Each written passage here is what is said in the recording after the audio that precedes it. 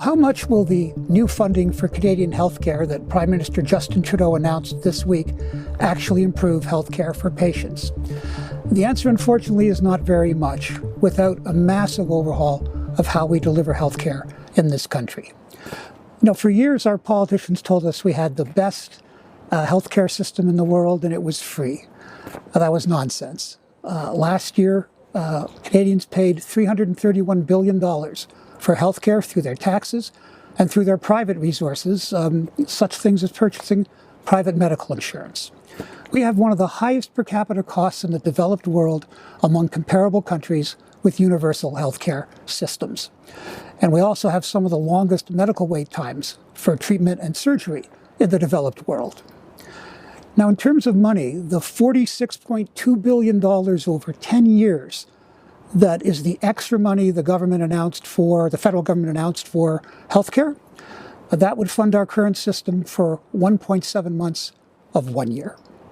And since the federal government isn't going to give the premiers what they wanted, which was an increase of $28 billion a year every year going forward, because we can't afford it, it's now important that the money that is being spent is spent in the most effective ways possible.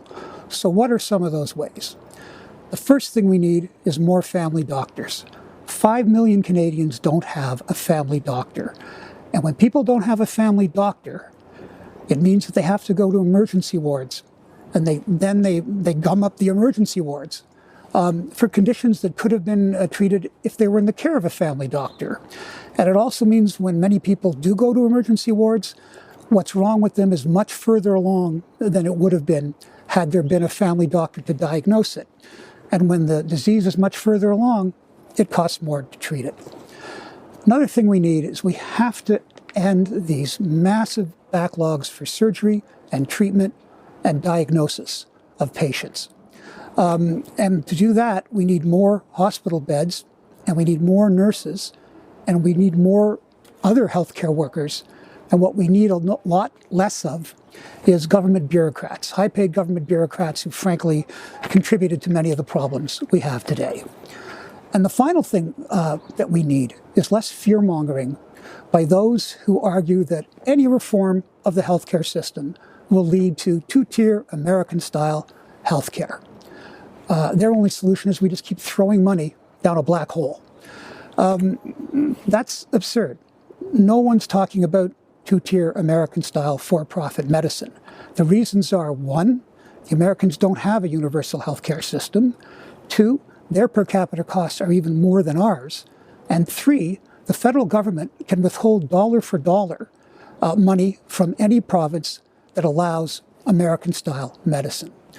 But what the provinces do have to do is to deliver services to us in the most efficient way possible, regardless of whether the provider is a for-profit, non-profit, or public institution.